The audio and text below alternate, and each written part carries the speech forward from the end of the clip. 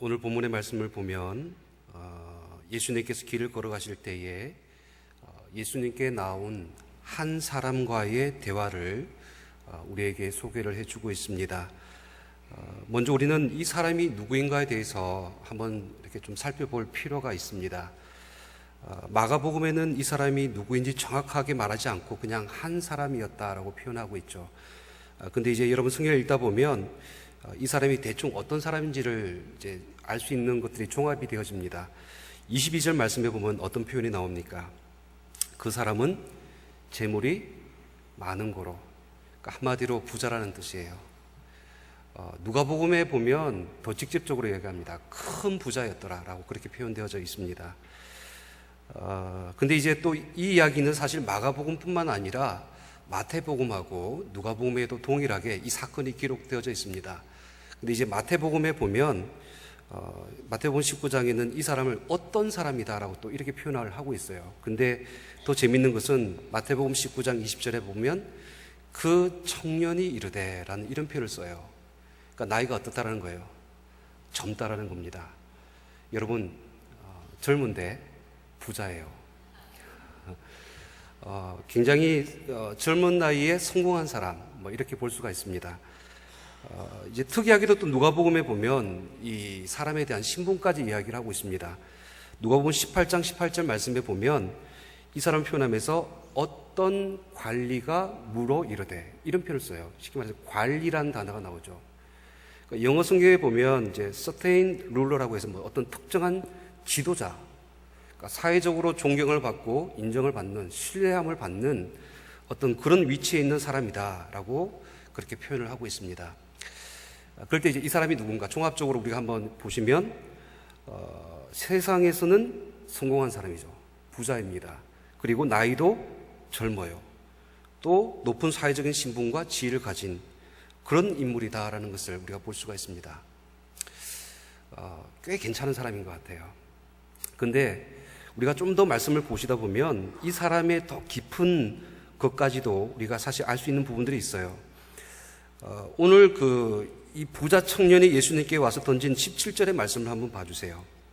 17절에 뭐라고 질문을 던집니까? 선한 선생이여 내가 무엇을 하여야 영생을 얻으리까? 여러분 질문에 수준이 있죠. 원래 학교에서 질문을 잘 던지는 사람이 수준 있는 학생이에요. 그냥 엉뚱하게 막 이것저것 다 질문 던지면 그런 학생은 좀 떨어지죠. 근데 좋은 질문을 던지는 사람이 좋은 답을 구할 수 있는 것이죠. 근데 이 부자 청년을 보면 이제 무엇보다도 자기 영혼의 구원의 문제, 그러니까 영생을 간절히 바라는 그런 어떤 영적인 열정과 신앙을 가지고 있었던 그런 사람이다라는 것을 볼 수가 있습니다. 또 한 가지만 더 살펴보면 19절 말씀에 보면 이런 표현이 나오죠. 예수님과 대화를 주고받을 때에 예수님께서 내가 계명을 안 하니 살인하지 말라, 뭐 쭉 간음하지 말라 해서 내 부모를 공격하라 이렇게 말씀하시니까 이 청년이 뭐라고 대답합니까? 내가 어릴 때부터 다 지켰나이다. 좀 교만하죠. 근데 아주 대단한 사람인 것 같아요. 어려서부터 지켰다. 뭐 우리말로 표현하면 모태신앙 같아요. 모태신앙이면서 어릴 때부터 율법적으로 아주 경건한 삶을 살아왔고, 그리고 지금까지 인생에 있어서 도덕적으로 윤리적으로 흠이 없는 그런 인생을 살았다라고 스스로 자신 있게 이야기할 수 있는 그런 사람이다라는 것을 볼 수가 있습니다. 뭐 하나 부족한 것이 없고 또 뭐 하나 빠진 것이 없는 그런 사람이에요. 근데 사실 이 사람이 결혼을 했는지 안 했는지는 성경에 기록되어져 있지는 않아요. 근데 여러분 만약에 결혼을 안 했다면 어떨 것 같습니까? 이 사람은 1등 신랑감이겠죠. 그렇죠? 나이도 젊고 부자이고 요것만 들어오시죠 지금. 그 뒤 이야기 신앙이 좋다라는 이야기와 상관없이 근데 뭐 요즘 TV에 보니까 모든 여자들의 결혼 선호 대상 1호가 누군지 아십니까? 시대가 조금씩 바뀌고 있잖아요. 한때는 목사님인 적도 있었습니다. 근데 요즘은 결혼 선호 1위 대상이 교회 오빠래요. 착하고, 그리고 신앙 좋고, 잘생기고, 매너 있고, 뭐 이런 사람. 교회 오빠가 이제 신부들이 보기에는 꼭 결혼할 만한 이제 그런 대상이다라고 생각을 하는 것이죠. 오늘 저는 이제 특별히 이 부자 청년이 가지고 있는 이 인물에 특별한 상징적인 의미가 있다고 생각합니다. 우리가 말씀을 읽을 때에 이 부자 청년을 보며 드는 생각이 뭡니까? 어느 누구보다도 그가 던진 질문처럼 구원을 받을 만한 사람이라고 여겨지는 사람이에요. 그러니까 이런 사람이 구원받지 못한다라면 과연 어떤 사람이 구원받을까라고 그렇게 여겨질 만큼 아주 완벽한 자격, 뭐 영적으로나 육적으로나 그런 어떤 모든 자격들을 완전하게 갖춘 그런 사람이라고 볼 수가 있다라는 것입니다. 사실 저는 이 부자 청년이 예수님 앞에 나와서 무릎 꿇고 간절하게 어떻게 하여야만 영생을 얻을 수 있는지에 대한 이 질문을 하는 데에는 사실 특별한 의도가 있다고 생각합니다. 신앙적인 내력이 있잖아요. 그가 영생을 얻는 법을 몰라서 묻는 것이 아니라는 거예요. 아마 그는 무언가를 알고 있다는 거예요. 하지만 예수님 앞에 이 질문을 던짐으로 말미암아서 자신이 구원받았다라는 그 사실을 확인받고 싶어 하는 거예요. 영생을 어떻게 얻는지 전혀 몰라서 묻는 것이 아니라 자신이 영생을 얻기 위해서 지금까지 살아왔던 그 모든 것들이 옳았다라는 이 사실을 예수님으로부터 확인받기를 원했다라는 것을 볼 수가 있는 것입니다. 근데 이제 오늘 결론적으로 말씀을 보시면 예수님께서는 이 청년이 듣고 싶은 말에 대한 대답을 주십니까? 아니에요. 21절 말씀에 보면 이런 표현이 나오죠. 내가 아직도 한 가지 부족한 것이 있다. 이런 표현을 쓰시잖아요. 이 말의 뜻이 무엇입니까? 구원을 받았다, 못 받았다? 아직 못 받았다. 이런 뉘앙스예요. 그리고 더 나아가서 22절 말씀에 보면 이 청년의 마지막 모습이에요. 그 청년이 슬픈 기색을 띠고 근심하며 돌아갔다라는 이 이야기로 마무리가 되고 있다는 것입니다. 이런 것을 볼 때에 이 청년이 영생, 구원을 얻지 못한 실패한 사람으로 이 이야기가 끝나고 있다는 것을 오늘 우리에게 보여주고 있다는 것입니다. 계속해서 우리가 이제 이 부자 청년에 대한 질문을 조금 더 이제 하면서 오늘 본문에 대한 이해들을 좀 더하기를 원합니다. 우리가 주목해야 볼 것이 한 가지가 더 있다면 오늘 예수님과 이 부자 청년의 대화가 이루어지는 장소가 어디인가를 한번 여러분 유심히 보시기 바랍니다. 마가복음 10장 17절 말씀 우리 같이 읽겠습니다. 시작. 예수께서 길에 나가실 때 한 사람이 달려와서 꿇어앉아 묻자오되 선한 선생님이여 내가 무엇을 하여야 영생을 얻으리이까. 보세요. 예수님께서 길에 나가실세라는 이 표현이 나옵니다. 여러분 마태복음과 누가복음에는 장소에 대한 언급이 없어요. 근데 반면에 이 마가복음에는 그 대화가 길이라는 특정한 장소에서 이루어졌다라는 것을 이야기를 하고 있습니다. 그냥 쉽게 지나칠 수 있죠. 하지만 굳이 왜 마가복음의 이 저자는 이 길이라는 단어를 이 성경 속에 기록을 했을까? 그냥 뭐 중요하지 않으니까 다른 성경처럼 빼도 되는 그런 어떤 말일 수도 있습니다. 그런데 저는 여기 이 길이라는 말이 특별한 의미를 가지고 있다고 생각합니다. 여러분, 길이라고 하는 곳은요, 그 공간은 물음을 던지는 곳입니다. 사람의 인생을 흔히 길로 표현하잖아요. 그러니까 마치 우리가 그 인생을 걸어가는 길, 방향을 이야기를 하고, 그리고 그 걸어가는 의미를 이야기를 하고, 그리고 더 나아가서 우리가 이 길을 걸어서 마지막 최종으로 도착하기를 원하는 그런 어떤 목적지에 대한 끊임없는 질문을 던지는 곳이 길이라는 곳입니다. 때로는 자신이 제대로 길을 가고 있는지, 자신이 선택한 이 길이 맞는지, 그 인생의 불확실한 가운데서 스스로 끊임없이 질문을 던지는 자리가 길이라는 곳입니다.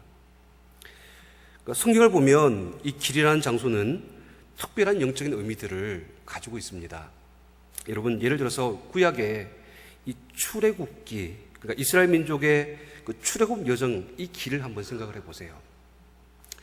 원래 이 출애굽기라는 그 영어 표현은 엑소더스라는 뜻이잖아요. 근데 이 엑스라는 말 전치사입니다. 그러니까 밖으로라는 그런 뜻이죠. 그리고 도스라는 이 뜻을, 그러니까 길이라는 뜻이 같이 합성된 말입니다.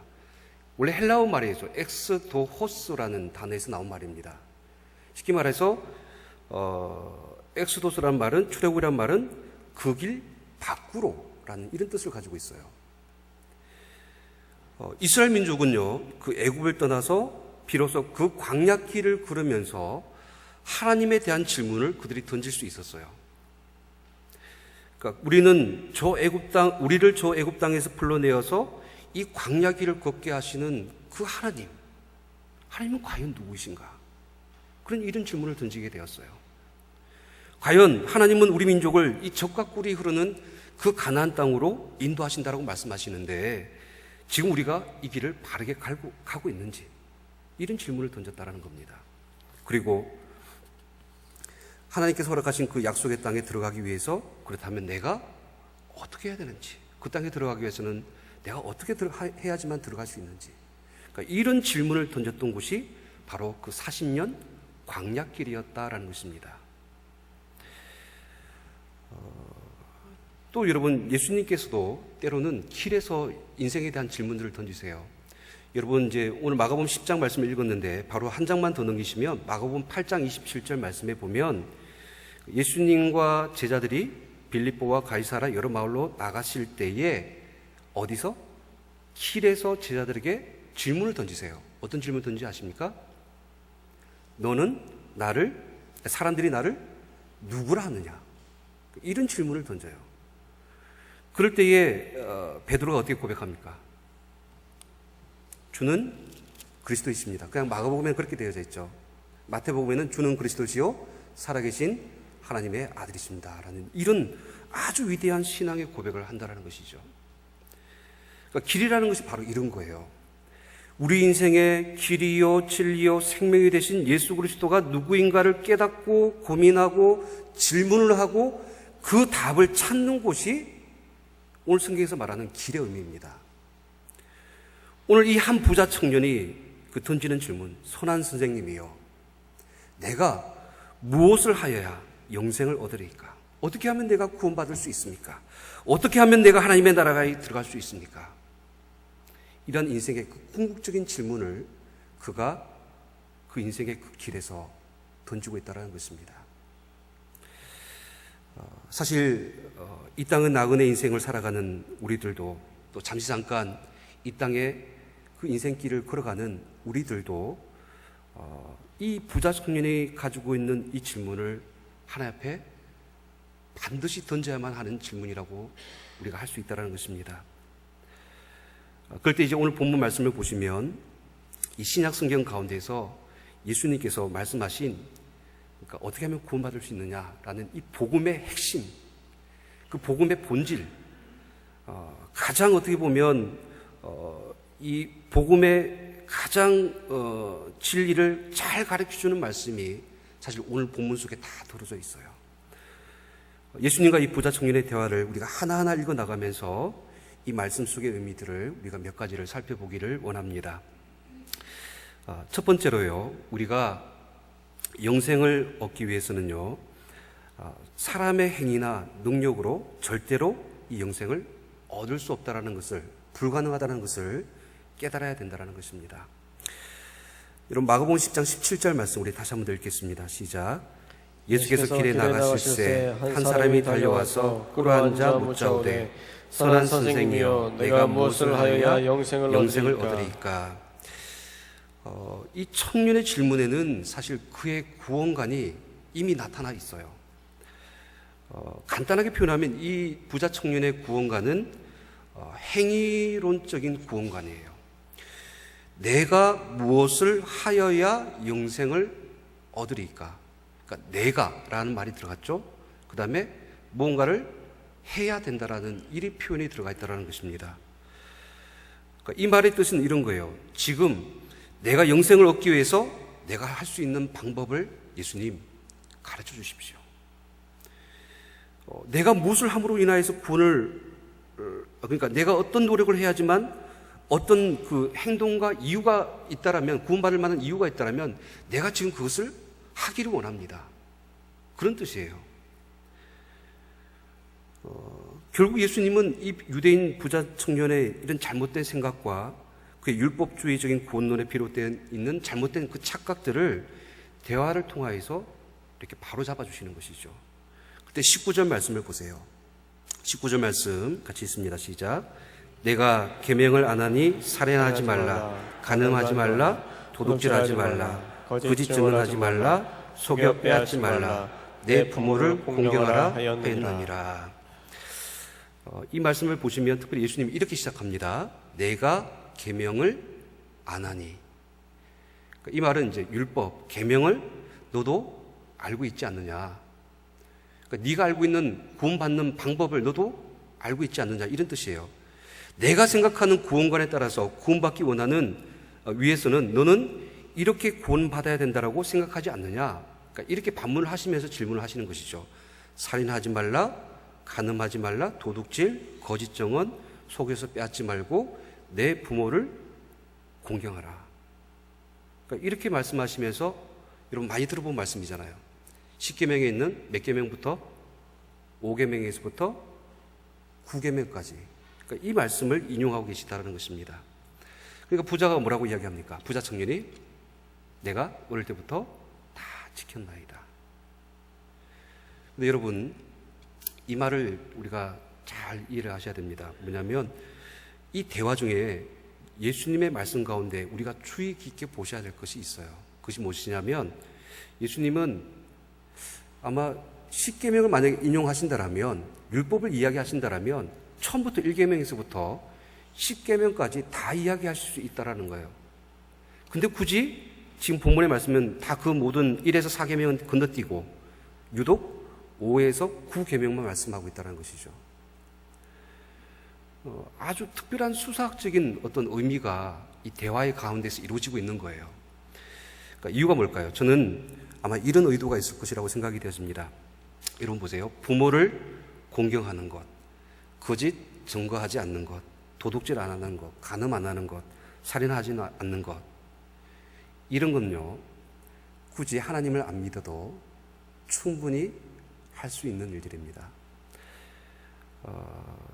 사실 이 굳이 1에서 4계명과 관련하여서 하나님을 믿는 믿음이 없는 사람도 5에서 9계명은 안 믿는 자들도 이 정도는 살 수 있어요. 그러니까 즉 이런 것을 가지고 내가 신앙생활을 잘했다, 아니면 내가 구원받을 만한 믿음이 있다라고 판단하는 기준이 된다, 안 된다? 안 된다라는 것을 이야기를 하시는 것이죠. 내가 어릴 때부터 다 지켰다고 해서 사실 구원받을 만한 그런 자격이 너에게 주어진 것이 아니고, 그것이 너에게 구원의 자랑거리도 아니고 구원의 이유도 되지 못한다라는 이 사실을 지금 이야기를 하고 있다는 것입니다. 그럴 때 이제 또 보세요. 이 대화는 여기서 한 단계 더 나아갑니다. 예수님께서 21절 말씀에 이런 말씀을 하시죠. 같이 있습니다. 시작. 예수께서 그를 보시고 사랑하사 이르시되 내가 아직도 한 가지 부족한 것이 있으니 가서 내가 있는 것을 다 팔아 가난한 자들에게 주라. 그리하면 하늘에서 보화가 내게 있으리라. 그리고 와서 나를 따르라 하시니. 여러분, 이 대화에 담겨 있는 예수님의 뜻을 우리가 잘 발견하셔야 됩니다. 이런 뜻이에요. 뭐냐면, 그래, 좋다. 그러니까 내가 생각한 대로 내가 율법을 지금까지 다 지켰다고 치자. 그런데 아직 내가 온전히 지키지 못한 계명이 몇 가지? 한 가지가 있는데, 정말 내가 율법을 지키고 계명대로 산다라면 이 재물을 팔아서 가난한 자에게 어떻게 하라? 나눠주라. 이렇게 말씀하시는 거예요. 여러분, 이 말씀의 의미가 뭘까요? 예수님은요, 이 청년을 통하여서 자신이 하나님의 율법을 다 지켰다? 아니에요. 온전하게 다 지키지 못하였다라는 사실을 짚어주고 계시는 거예요. 그의 율법주의적인 어떤 행위론적인 구원관에 입각하여서도 율법을 완전히 지키지 못하였기 때문에 그 한 가지 때문에 그 사람은 죄인이라는 것입니다. 하나님께서 계속해서 이 부자 청년에게 이야기하고 싶은 것은 지금까지 어릴 때부터 그 수많은 율법들을 지키며 살아왔던 그 모든 것들이 참 대견하다, 잘했다, 너는 의롭다, 이 이야기를 하는 것이 아니라 그 한 가지 때문에 율법에 의하면 너는 여전히 죄인일 수밖에 없다라는 이 사실을 이야기를 하고 있다는 것입니다. 설사 그것이 한 가지라 할지라도, 모든 율법은 다 지켰다 할지라도 그 한 가지 때문에 그 사람은 영생을 얻지 못하는 죄인일 수밖에 없다라고 이야기를 하고 있는 것입니다. 결국 이 부자 청년은 이 모든 대화를 종료하면서 슬픈 기색을 띠고 그리고 근심하며 돌아갔다. 이것이 이제 결론의 이 모든 전체의 줄거리입니다. 여러분, 궁극적으로 예수님과 이 부자 청년의 대화에서 예수님께서 이 청년에게 하시고 싶은 말씀이 있다라면 그것은 바로 사람의 힘으로, 사람의 노력으로, 사람의 행위로, 사람의 능력으로 절대로 이 영생이라는 것을 얻을 수 없다라는 것을 이야기를 하고 있는 것입니다. 오늘 성경은 예수님께서 낙타가 바늘기에 들어가는 것처럼 그것은 어려운 일이다, 불가능한 일이다 라고 그렇게 예수님은 말씀하고 있는 것이죠. 단순하게 부자가 천국에 들어가는 것이 어렵다, 이 말을 나타내기 위한 그런 뜻이 아니라 인간의 행위로 모든 어떤 노력으로 그 천국을 바라보고 소망하는 그 모든 노력들은 결코 이 영생을 얻을 수 없다는 사실을 오늘 우리에게 가르쳐주고 있는 것입니다. 그럴 때 이제 오늘 마지막 27절 말씀을 보세요. 10장 27절 말씀. 예수님의 결론이 이것입니다. 같이 읽습니다. 시작. 예수께서 그들을 보시며 이르시되 사람으로는 할 수 없으되 하나님으로는 그렇지 아니하니 하나님으로서는 다 하실 수 있느니라. 사람으로는 할 수 없다. 그러나 하나님으로는 다 하실 수 있다. 오직 구원은 하나님의 은혜로만, 하나님께서 베푸시는 그 구원의 은총이 하나님의 그 은혜의 선물임을 우리에게 이야기를 하고 있다라는 것입니다. 오늘날 만약에 교회 안에 이런 행위론적인 구원을 이야기를 한다면 그 교회는 이단입니다. 과거 로마 교회가 이제 서방 교회죠. 가톨릭이 이런 오류에 빠지지 않습니까? 무엇을 팔았습니까? 면죄부를 팔았어요. 그러니까 이것을 사면 구원받는다. 사실 이거 대단히 놀라운 일이에요. 굉장히 좋은 소식입니다. 사실 뭐냐면 사람이 뭔가 할 수 있는 일이 생기잖아요. 돈만 있으면 살 수 있고 할 수 있고 그리고 구원을 얻을 수 있잖아요. 획득할 수가 있잖아요. 얼마나 기쁜 소식이에요. 그러니까 그 모든 것들이 현혹되어져서 사람들이 너나 없이 다 할 것 없이 다 이 면죄부를 사는데 혈안이 됐었던 그런 적이 있었습니다. 교회가 다른 복음을 이야기했다라는 거예요. 그에 따라서 지금 오늘날 우리 개신교가 있는 겁니다. 종교개혁이 일어났고 이 프로테스탄트의 이 어떤 정신은 그러니까 이런 잘못된 구원론, 그러니까 복음의 변질을 왜곡시킨 이러한 것들에 대한 개혁에서부터 오늘날 우리가 가지고 있는 이 신앙의 정신이 시작됐다는 것을 볼 수가 있습니다. 근데 이제 곰곰이 이제 우리 교회 안을 좀 둘러볼 때에 저는 행위론적인 구원에 대한 이런 생각들이 교회 안에 조금씩 들어오는 것들을 가끔 볼 때가 있어요. 마치 이 부자 청년의 모습처럼 뭔가 외적으로는 조건이 다 좋잖아요. 신앙도 좋아 보이고 뭐 율법도 다 지키는 것처럼 보고 경건해 보이고 오늘 말로 이야기하면 뭐 주일성수 잘하고 그리고 교회에서 좋은 직분을 가지고 있고 봉사도 하고 그리고 뭐 부자이니까 헌금도 많이 하고 어떤 외적인 모양들은 뭐 구원받은 사람 것처럼 보이는 것들이 있어요. 하지만 그 모든 것들이 그 사람의 구원을 이루는 조건이 될 수 없다라는 것이죠. 오직 자신이 죄인임을 알고 하나님의 그 은혜를 구함으로 말미암아 하나님 앞에 그 자신의 죄를 고백하고 회개하고 돌이키는 그 인생이 하나님께 구원받을 수 있다는 사실을 믿으시기를 바랍니다. 두 번째로 예수님께서는 이 부자 청년과의 대화를 통하여서 철저하게 우리가 죄인이라는 사실을 깨닫기를 원하십니다.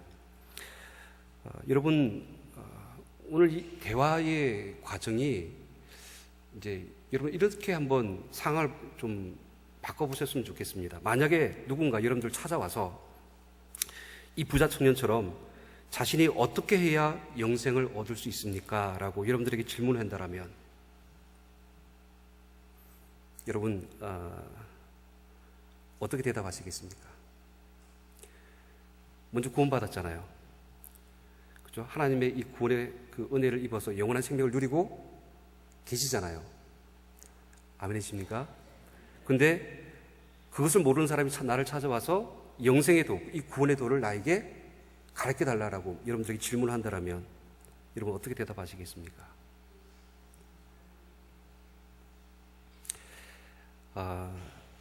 전도폭발 복음 제시 선문에 보시면 두 가지 진단의 질문으로 시작되었습니다. 선생님, 오늘 밤이라도, 만약 오늘 밤이라도 이 세상을 떠나신다면 천국에 들어갈 것을 확신하고 계십니까? 처음 들어보세요? 두 번째 진단 질문입니다. 만일 오늘 밤 이 세상을 떠나 천국 문 앞에 섰는데 그때 하나님이 선생님에게 내가 너를 나의 천국에 들어오게 해야 할 이유가 무엇이겠느냐 물으신다면 어떻게 대답하시겠습니까?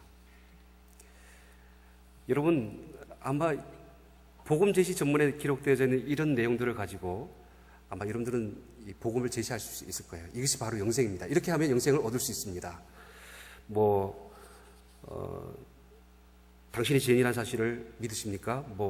당신을 위하여서 예수님께서 십자가에서 당신의 죄를 대신하여서 죽으셨다는 사실을 믿으십니까? 그분을 나의 구주로 영접하십니까?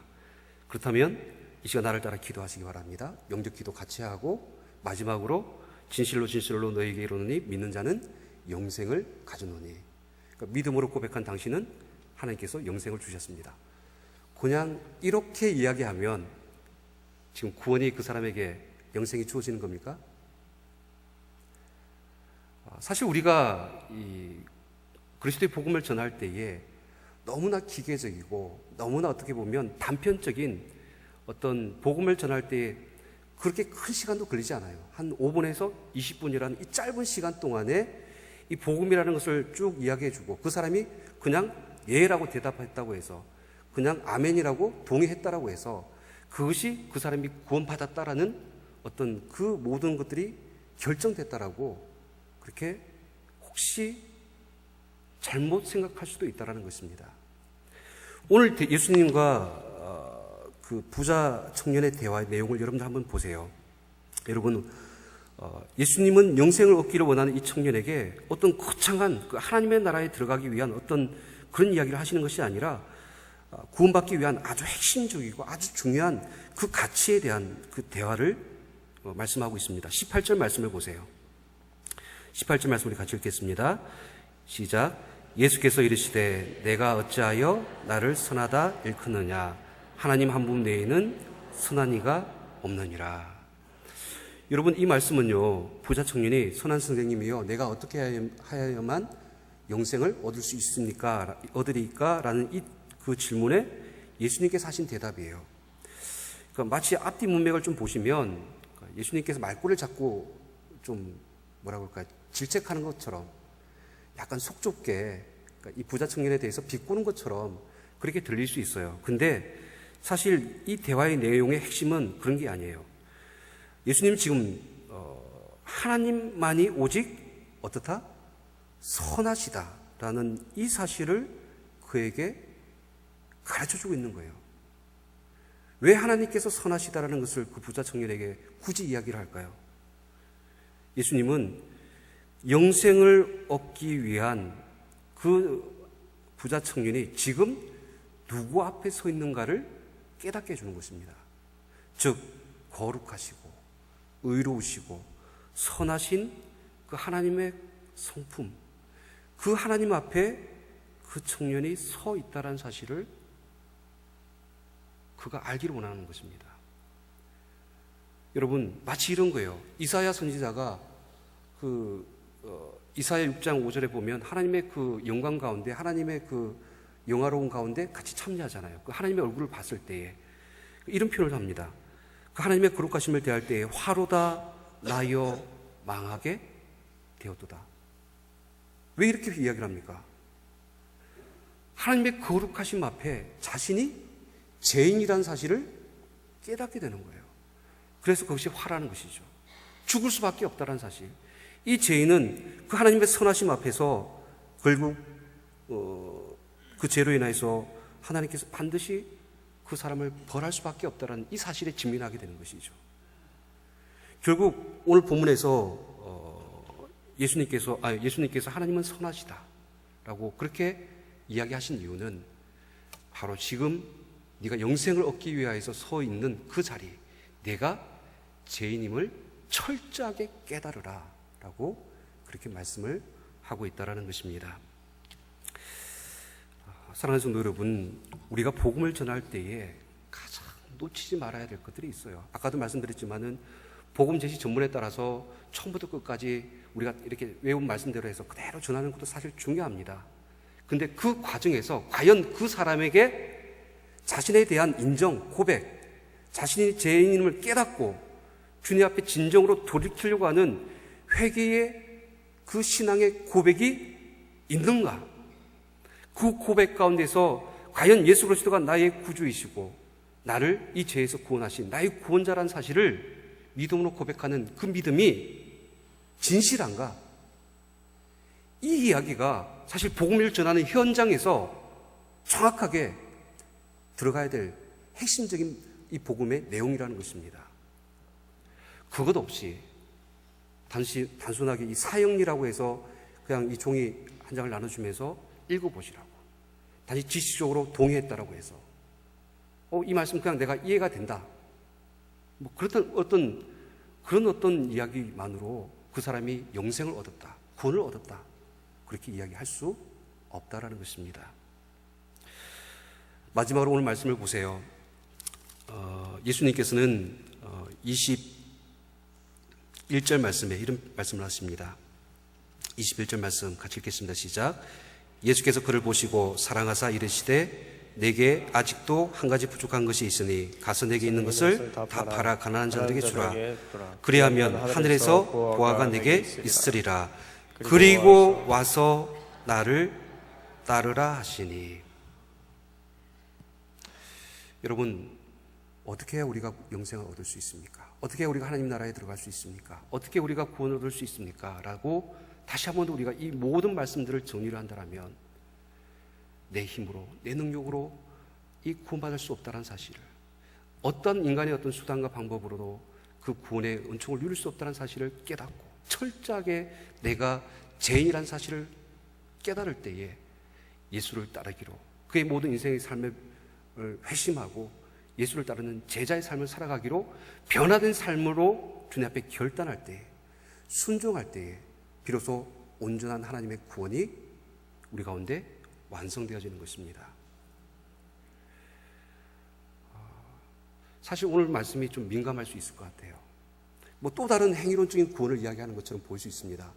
뭔가 이제 믿음으로 그러니까 믿고 예수 그리스도를 나의 구주로 고백한 신앙 고백 위에 반드시 이 믿음으로 말미암아 구원받은 것은 맞습니다. 그런데 그 증거가 뭐예요? 그 증거는 아주 단순합니다.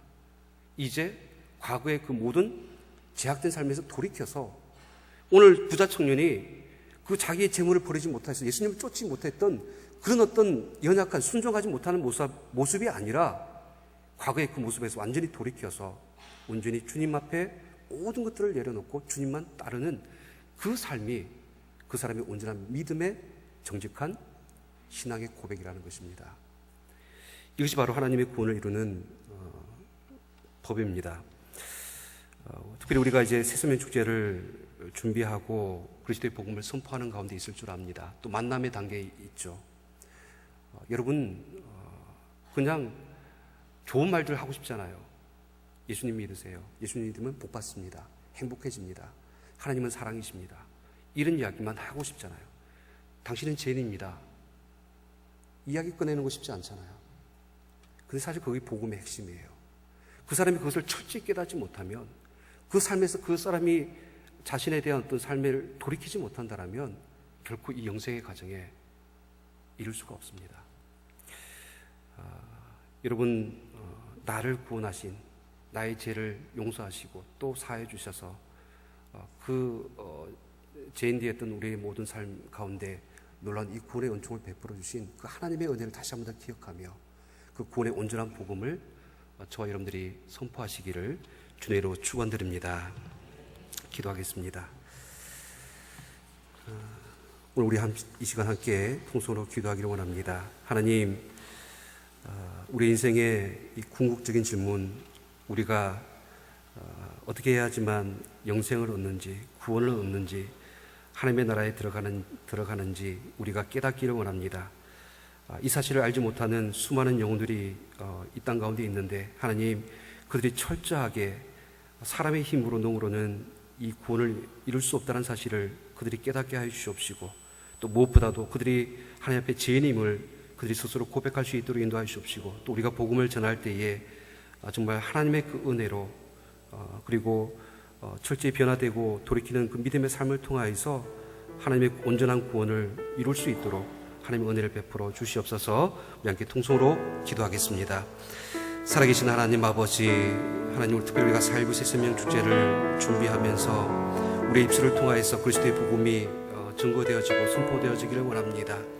하나님, 바라기는 오늘 예수님께서 한 부자 청년을 통하여서 그가 전하였던 이 말씀, 그 대화를 통하여서 정말로 그가 구원 얻었다라고 착각하며 잘못된 그 다른 복음 속에서 빠져 살았을 때에 사람의 행위와 또 거짓된 아버지는 그 수단과 노력으로는 절대로 구원받을 수 없다는 사실을 가르쳐 주시고, 또 더 나아가서 정말로 하나님의 앞에서 하나님의 그 거룩하심과 의로우심과 그 선하심 앞에서 철저하게 자신의 죄인됨을 주님 앞에 고백하며 이제 예수 그리스도를 따르는 순종의 삶을 살아가기를 원하셨던 그 예수님의 그 놀라우신 이 이야기를 우리가 하나님 우리 삶 속에 고백하고 또 믿음으로 전가하기를 원합니다.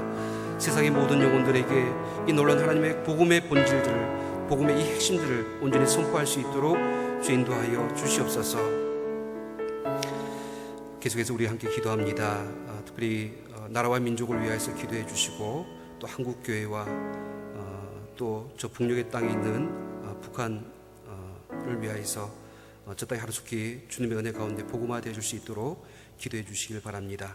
우리 천안교회 11,100의 비전을 위하여서 기도해 주시고, 또 현재 동남아시아 또 오세아니아 선교사 수련회 일정 가운데 계시는 담임 목사님을 위하여서 기도해 주시고, 또 모든 직분자들과 사역자들을 위하여서, 또 병중에 있는 환우들을 위하여서 기도해 주시고, 또 특별히 오늘 주간하에서 예배를 드리는 남아공 지역의 부흥을 위하여서 우리 함께 통성으로 기도하겠습니다. 살아계신 하나님 아버지, 이 밤에 하나님 앞에 간절히 바라고 원하는 것은 아버지 하나님, 정말 이 나라 이 민족이 정말 하나님의 은혜 가운데서 하나님 주님의 놀라운 구원의 역사와 그리스도의 복음의 역사를 이루어 나가기를 원합니다. 이 나라와 이 민족을 긍휼히 여겨주시옵시고 불쌍히 여겨주시사 하나님, 정말로 1907년 장대인교회에 임하였던 놀라우신 부흥의 불꽃이 다시 타오르게 하여 주시옵소서. 아버지 하나님, 정말 하나님을 향한 아버지 하나님 믿음의 고백들, 또 하나님을 향한 이 정말 철저한 아버지 하나님 회개와 아버지 하나님 눈물의 그 기도가 이 나라 이 민족을 살릴 줄 믿습니다. 저 북녘의 땅에도 다시 한번 우리가 복음을 들고 나아가서 그 땅을 변화시킬 수 있도록 주 인도하여 주시옵소서. 우리 천안교회가 이 땅의 11,100의 거룩한 비전을 이루기를 원합니다. 하나님의 나라와 또 이 천안과 아산 지역의 거룩한 구원의 방주로서 복음의 파수꾼으로서 귀한 사역을 감당할 수 있도록 주 인도하여 주옵시고, 또 세우신 담임 목사님에게 날마다 성령의 기름 부으심과 갑절의 영광과 성령의 충만하심을 허락하여 주옵시고, 건강과 모든 사역 간에 하나님의 온전하신 뜻을 이루어 나갈 수 있도록 주 인도하여 주시옵소서. 병중에 있는 환우들 주님께서 붙잡아 주시옵시고 찾아가 주셔서 만져주시고 치유하여 주시옵시고, 또 무엇보다도 하나님, 오늘 이 밤에 아버지 하나님 남아공 지역이 주님 앞에 기도하며 또 하나님 특성으로 주님 앞에 섬겨오니 하나님 우리 남아공 지역을 통하여서 하나님 이 천안과 아산 땅에 놀라우신 하나님의 복음의 역사가 이루어지게 하여 주옵시고, 무엇보다 하나님 정말 우리의 모든 가정 또 우리의 모든 셀 또 모든 믿음의 지체가 하나가 되어져서 주님의 선하신 아버지 하나님 이 믿음의 역사를 수고를 아끼지 않고 이루어 나갈 수 있도록 인도하여 주시옵소서.